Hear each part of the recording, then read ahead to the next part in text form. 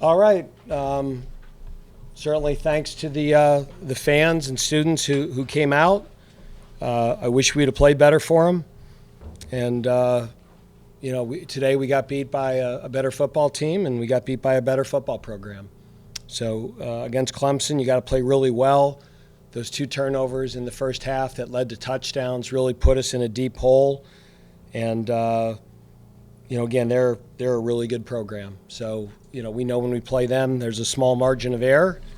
I trust that our players will press on. We've got a lot of football left, and it is what it is. So bad day at the office, and we got to get better. Dave, that switch from Hank to Michael, was that something you had planned? Just like Hank was playing well? So Hank got hurt last week, and he didn't practice most of this week. And then he had the one hit that he started limping. And at that point, I didn't think it was worth pushing, and I wanted to give a look at Michael. So that was partially injury and partially game situation.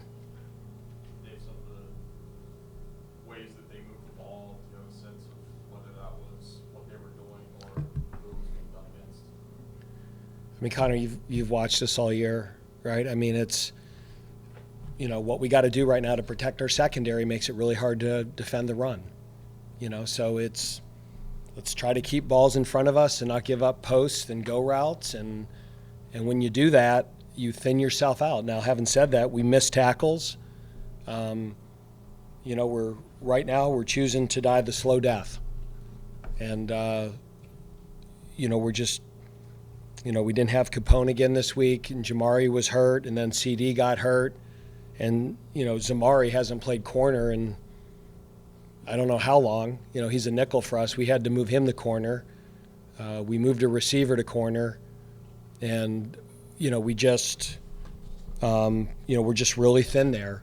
And so, to put those guys on islands, to play quarters or man coverage and put those guys on island, it's not fair to them. So you got to play a little lighter box. And you try not to let the ball over your head. And then even when you do that, they got us on the trick play. And, we kind of gave up a seam route there. But, for the most part, we kept the ball in front of us. They're a team that's good enough to continue to drive the ball and score. But that's where we are right now. Looking at a positive, your defense came out really fired up in the first quarter of this game. What did you see out of them in the first quarter that you're looking to translate? Well, we made some plays on third down. We got off the field a few times, and it was great. That was a heck of a play made by Horatio, but it was kind of a little bit of a wake up for them. So, we're up 7-0. And then, again, those 2 turnovers were daggers because it was on their side of the field and it was at midfield, and we gave them short fields. And like I said, the part of the game plan with them is try to make them drive it 80 yards and try to make them do it in 15 plays, and hopefully you get them off schedule or you get a turnover. But we didn't turn them over at all. They turned us over twice. And again, they're a good football team, and that's a game that we had to play really well, and we didn't play really well. How difficult is it to get the turnaround from a game like this and get the team refocused for next week?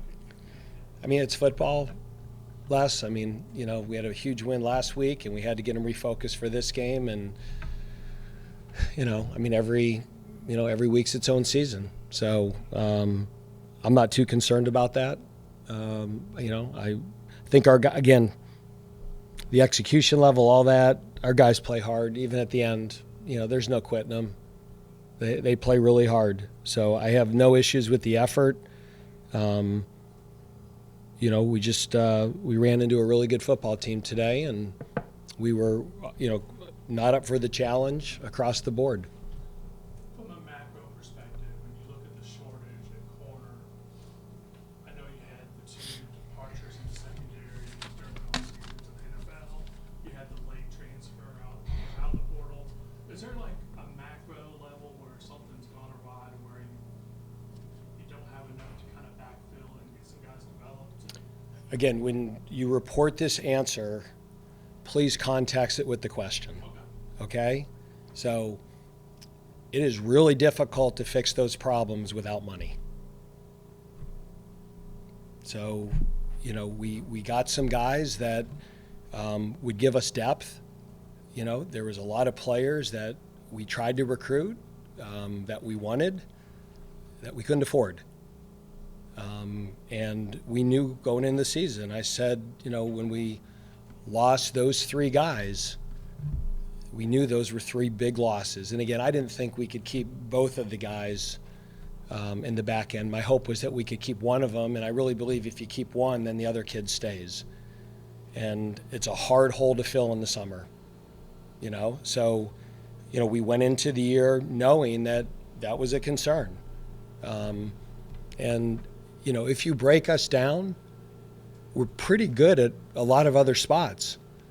But, this isn't basketball that you can have, you can't run a 3-guard offense, right? We can't tell teams that they've got to play with 2 tight ends and a fullback. Therefore, we can play with one. What we are is on film, and people are attacking us accordingly. And we've got to take the players we have and make them better. That's our job as coaches. But it's really, this has become a payroll sport. It is. And, we were in that position. We were just, those losses were hard. And again, it happened months ago. I understand that it's my job to fix it. I accept responsibility for that. But there's a reality to this in college football in 2024, that you have to have a certain level of funding to fix those problems. As a follow-up to that, and I'm certainly not expecting you to call out player A or player B, but were there perhaps some recruiting misses at the high school level in previous years that led to not having? We're not, if you look at our recruiting rankings like the last few years, when you're unable to pay high school kids, like it's been hard to recruit at the same level because we're one of the few schools that can't pay high school kids. And so how many kids have we had committed to us in the last 2 years that we've lost over NIL? Yeah. I mean, people are able to pay freshmen more than we can pay starters. And that's real. And we've lost, even in recruiting battles, I can't tell you how many guys. And so what happens is that you're not able to recruit ready-made guys. We have some young corners in our program that we will try to develop the Wake Forest way. And I hope in 2 and 3 years those guys are ready. But you're not going to get ready-made guys out of high school for free. And so, I don't think there's mistakes. Travion West was starting to play well. He had put in his time, and he was about to be a good player, and then he broke his leg. So we were starting to feel good about him. So, Capone is out. I mean, we've been a little unfortunate there too, but there's no question that the last 2 years, because of the way college football has changed, that it's impacted our recruiting as well. You know that, right? That's what you do. You follow that stuff. Dave, if I could ask a pretty blunt question. You just said it's also your guys' job to coach them up and make them better. How do you grade you and your staff in terms of what you've done in coaching them up? Well, we're 2-4 right now, Tony. So there's not grades, there's a record. So we're 2-4. So right now, I'm a 2-4 head coach this year. Our assistant coaches are 2-4 assistant coaches, and our football program's a 2-4 football team. And at the end of the day, we have to get those guys ready to play at a high level, and that's our job. But there's also a lot that goes into it. 2 more guys. Dave said Hank was hurt last week. Hank? How healthy would you say was? He was hurt last week. He didn't practice Monday and Tuesday. He did a little bit Wednesday, a little bit Thursday.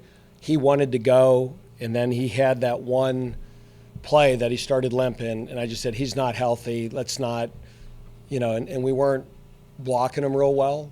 And so to me, it wasn't worth continuing to risk it. And Michael Kern's a really good athlete. And I thought he could go in there and make some plays with his feet. Dave, Michael Furley gets in there as his first catch for a touchdown. Yeah, it was great. What's the feeling on him and what's going on here? Well, we've been really, really excited about Michael Frog, and he's finally healthy, and we should get Cam Height and Harry Lodge back next week. And then I'm excited. We'll have 3 tight ends that we felt really good about healthy for the first time all year. And, a lot of the things we did on offense last week against NC State with a lot of the 2 tight end stuff, we were hoping to do more of that. And then all of a sudden your 2 tight ends are out, and it kind of limited some of the things we did a week ago we were hoping to build on. But we should have those guys back next week, and hopefully we'll have 3 playable tight ends. And that will help us a lot. It'll allow us to be a little bit more versatile and hopefully run the ball a little bit better. One more, guys. Coach, margin of error is slim when you're playing Clemson under any condition. They're on a roll. They came in here, you were close for a moment, and then they just took off. What factors played into that? Well, like I said, we were, to me, there's certain teams you play that, they're really talented teams. To me, Ole Miss, to me, NC State is a really talented team. Clemson, and we'll play some more as we go down the line here. The key in all these games is staying in it and not beating yourself. And, there's a saying, and we had a coach say it last night to our team, that, mistakes get you beat as often as mismatches. And when you make a mistake and turn the ball over on that side of the field, it's then over hard to come that with the mismatches too. So again, you play them. It is a small margin of error, and they are a really, really good football team. So yeah, we knew anytime we play Clemson, we know we got to play clean. And 2 years ago, a year ago, there probably wasn't the discrepancy there was today. And not that we played those games perfect, but we were able to get those games into the fourth quarter as 1-score games. And today we weren't able to do that. Thanks, guys. Okay, thanks. Thanks, Coach. Yeah.